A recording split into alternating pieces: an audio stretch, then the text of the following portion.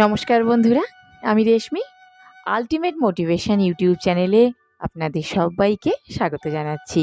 বন্ধুরা, আমরা তো সকলেই জানি যে শনি ঠাকুর হলেন কর্মফলের দেবতা।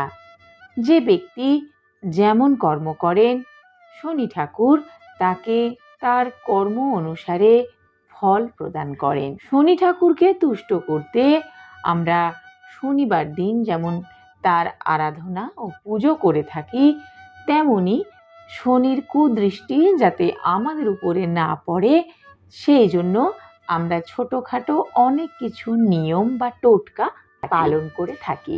বন্ধুরা, শনি ঠাকুরের পুজোর একটি অবিচ্ছেদ্য অংশ হলো শনি ঠাকুরের ব্রত কথা শোনা। আজকের এই ভিডিওতে শনি ঠাকুরের ব্রত কথা পাঠ করে শোনানো হবে।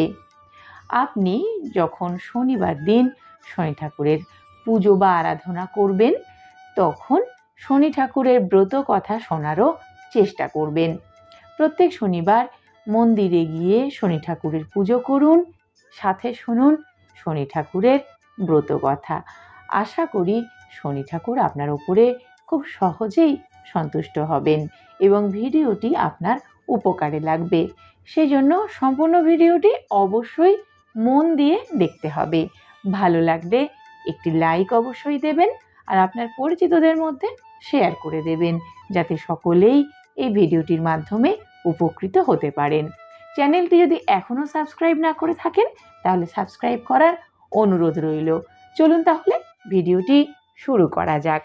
একদা শ্রীহরি নামে এক ব্রাহ্মণ ছিলেন। তিনি নিত্য ভিক্ষা করে খেতেন এবং দিবারাত্র কৃষ্ণ নাম জপ করতেন। অন্তরে সদাই তিনি একজন সুখী ব্যক্তি ছিলেন, কিন্তু রোজ দিন ঠিকভাবে তার খাবার দাবার জুটত না। এরকম পরিস্থিতিতে তার এক পুত্র জন্ম নিল। পুত্রের নাম রাখলেন সুমঙ্গল।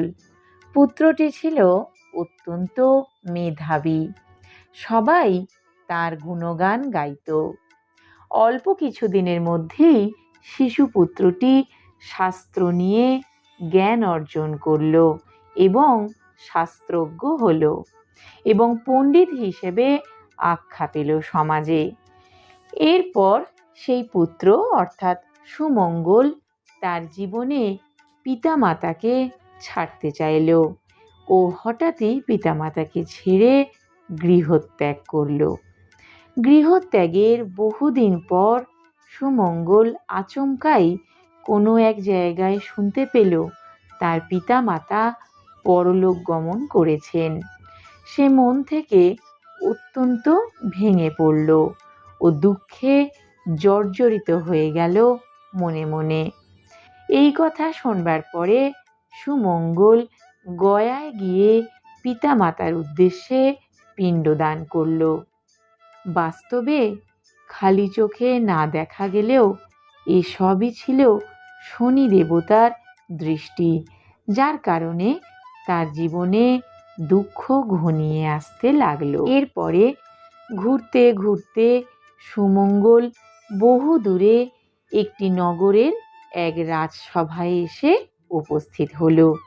রাজার সাথে তার কথাবার্তা হলো এবং ধীরে ধীরে রাজা তার সম্পর্কে সবটাই জানতে পারলেন এবং সে তার পরিচয় সবটাই রাজার কাছে বলে দিতে থাকে। সে রাজাকে তার নাম সহ তার দুঃখজনক ঘটনা, যে তার পিতামাতা একসঙ্গে পরলোক গমন করেছেন, সমস্ত বিষয়টি খুলে বলল এবং এর সাথে এটাও বলল যে সে দেশে বিদেশে ঘুরে বেড়ায়। এরপর রাজা তাকে তার সমস্ত দুঃখ দুর্দশার কথা শুনে নিজের কাছে থাকতে বলে। তারপরে রাজা তাকে বললেন, তোমার কথাবার্তা এবং আচার আচরণ দেখে মনে হচ্ছে তুমি একজন শাস্ত্রজ্ঞ ব্যক্তি। শাস্ত্র পাঠ করে সভাসদগণকে তুষ্ট করার কথা বলেন সুমঙ্গলকে। এরপর রাজা সুমঙ্গলকে বলেন, আমার 2 জন পুত্র আছে, তাদেরকে তুমি শাস্ত্র বিষয়ে শিক্ষাদান করবে। এই কথা শুনে সুমঙ্গল সন্তুষ্ট হলো এবং সে রাজার নিকট থেকে যেতে রাজি হলো। এরপর প্রতিদিন রাজা 2 ছেলে সুমঙ্গলের কাছে পড়তে লাগলো। হঠাৎই পড়ুয়া বেশে একদিন শনি দেবতা এসে উপস্থিত হলেন। সুমঙ্গল তাকে চিনতে না পেরে একজন পড়ুয়া হিসেবে তাকে প্রশ্ন করল এবং বলল, তুমি এখানে কি করছো? পড়ুয়া হিসেবে শনি ঠাকুর উত্তর দেন, শাস্ত্র সম্পর্কে অধ্যয়ন করতে এসেছি।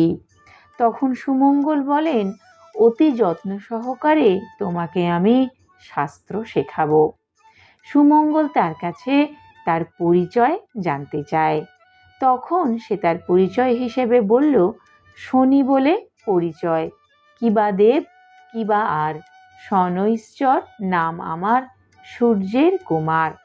এরপর সুমঙ্গল বলে, সত্যি যদি তুমি শনি হও তাহলে আমার দুঃখ কিসে দূর হবে সেটা তুমি বলে দাও।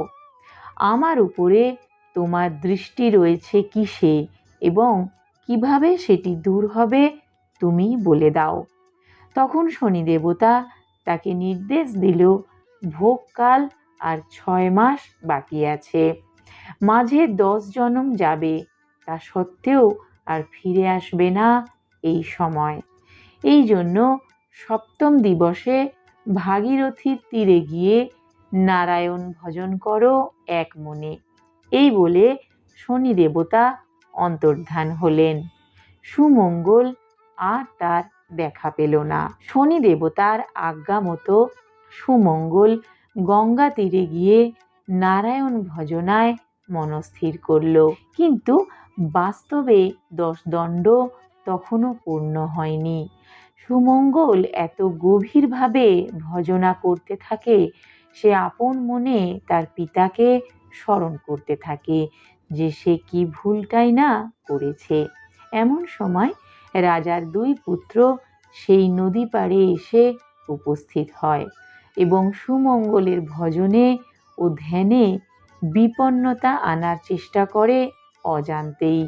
তা দেখে শনি দেবতা খুবই রেগে যান এবং শনি দেবতা সুমঙ্গল কতটা পরিমাণে গভীরভাবে ধ্যানে মগ্ন সেটাও পরীক্ষা করার জন্য রাজার 2 পুত্রের মুন্ড আলাদা করে দেন এবং সুমঙ্গলের শরীরের উপরে সেটিকে ফেলে দেন। কিন্তু তা সত্ত্বেও সুমঙ্গল আপন মনে তার ভজনা ও ভুল সম্পর্কে গভীরভাবে মগ্ন ছিল যে সে বহির্জগতের বিষয়ে অসচেতন ছিল। এই অবস্থায় শনি দেবতা রাজাকে স্বপ্নে দর্শন দিয়ে বলেন রাজার 2 সন্তান সম্পর্কে, যে তারা নদী পাড়ে খুবই বড় বিপদের মধ্যে রয়েছে। এই অবস্থায় রাজা দ্রুত নদী পাড়ে যান তার কর্মচারীদেরকে সঙ্গে নিয়ে ও তার পুত্রদের মুন্ড থেকে ধর আলাদা হয়ে পড়ে থাকতে দেখে রাজা মাটিতে গড়াগড়ি খেয়ে কান্নাকাটি শুরু করেন। এই সময়ে রাজার লোকেরা সুমঙ্গলকে এর জন্য দায়ী করে তাকে কারাগারে বন্দি করে। সুমঙ্গলকে কঠোর থেকে কঠোরতম শাস্তি দেওয়া হয়, কিন্তু তা সত্ত্বেও সুমঙ্গল ওই কারাগারে বন্দি অবস্থাতেও শনি দেবতাকে স্মরণ করেছিলেন এবং সে তার ভক্তি ও শ্রদ্ধার মাধ্যমে শনি দেবতার ভজন করতেন। এই ঘটনার বেশ কিছুদিন পর হঠাৎ করে রাজার 2 পুত্র ফিরে আসে। রাজা অবাক হয়ে তাদের দিকে করুণ দৃষ্টিতে তাকিয়ে বলেন, কোথায় হারিয়ে গিয়েছিলে আমার বুকের মানিক? তারা উত্তর দিল, শয্যা পারে ছিনু মোরা করিয়া শয়ন। এই কথা শুনে মহারাজ আশ্চর্য হয়ে গেল। ঠিক এই সময় রাজার সেই ব্রাহ্মণ সুমঙ্গলের কথা মনে পড়ল। না বুঝতে পেরে ভুলের বশে কত কষ্টই না সে সুমঙ্গলকে দিয়েছেন। তাকে দ্রুত কারাগার থেকে মুক্ত করে নিয়ে আসার নির্দেশ দিলেন মহারাজ। এরপর সুমঙ্গলকে রাজার সামনে নিয়ে আসার সাথে সাথেই রাজা সুমঙ্গলের কাছে ক্ষমা চাইলেন এবং চোখ দিয়ে জল পড়তে লাগলো রাজার। রাজা সুমঙ্গলকে বলল, তাহলে তখনকার মুণ্ড দর্শন করেছিলাম সেটি কার? সুমঙ্গল তখন উত্তর দিলেন, আমি কিছুই জানি না মহারাজ, আমি শুধু এইটুকুই জানি আমি শনির দৃষ্টিতে বা শনির প্রকোপে কষ্ট পেয়েছিলাম। এরপর রাজা বললেন, যদি শনি দেবতার দর্শন পাই তাহলে তার পা ধরে পুজো করব। এই কথা শুনে সুমঙ্গল সেখান থেকে চলে গেল। এই সমস্ত কথা শনিদেব শুনে তিনি দর্শন দিলেন রাজাকে। শনি দেবতাকে দেখে রাজা প্রণাম করলেন এবং বললেন, তোমার দর্শন যখন পেয়েছি তোমার পুজোর বিধান তুমি বলে দিয়ে যাও। শনি দেবতা রাজার কথা শুনে নিজেই পুজোর বিধান বলে দিলেন। শনি বললেন, পুজো বিধি শুনো হে রাজন, শুদ্ধভাবে শুদ্ধ মনে আমার বাড়িতে করিবে আমার পুজো একান্ত মনেতে। নীল বস্ত্র কৃষ্ণতিল তৈল যে দিবে, মোষ আর মাসকলাই সংগ্রহ করিবে। কৃষ্ণবর্ণ ঘট রাজা করিও স্থাপন, পঞ্চজাতি ফল ফুলে করিবে অর্পণ। এই মোর পূজাবিধি কহিলাম সার, ভক্তি মোর প্রধান যেন কি বলিব আর। পূজা শেষে ভক্তি ভরে করিবে প্রণাম, আমার প্রসাদ খাবে করিয়া যতন। সর্বপাপ দূরে যাবে আমার বচন, অভক্তি করিয়া প্রসাদ যে খাইবে, অল্প দিনেই সমনের ভবন এসে যাবে। আমার পূজায় যে বা করে অনাদর, চিরকাল দুঃখ পেয়ে হইবে কাতর। এত বলি শনিদেব হইল অদর্শন, ভক্তি ভরে করে রাজা শনির পূজন। এরই মাঝে সুমঙ্গল বিদায় লইয়া করে সে শনির পূজা গঙ্গা তীরে গিয়া। এই মতে প্রচারিল পূজা শনিদেবের, শনির পাঁচালি যে রাখিবে ভবনে, কখনো না সে পড়িবে বিপদের বন্ধনে। শনিদেবের প্রণাম নিয়ে যে যায় কার্যে, সমাদর পায় সে রাজায় প্রজায়। স্কন্দ পুরাণের কথা অন্যথা না হয়, যথারীতি ব্যাসবাক্য কভু মিথ্যা নয়। শুদ্ধাশুদ্ধ জ্ঞানহীন বলে নিবারণ, ভূমিতে লুটাইয়া বন্দি শনির চরণ। এত দূরে এসে এই গ্রন্থ সমাপন করি, শৈনেশ্বর প্রীতে বল হরি হরি। বন্ধুরা, শনিদেবের এই ব্রত কথাটি কেমন লাগলো জানাতে কিন্তু ভুলবেন না। আর কমেন্টে শনি মহারাজের জয় অবশ্যই লিখবেন। সম্পূর্ণ ভিডিওটি দেখার জন্য অনেক ধন্যবাদ।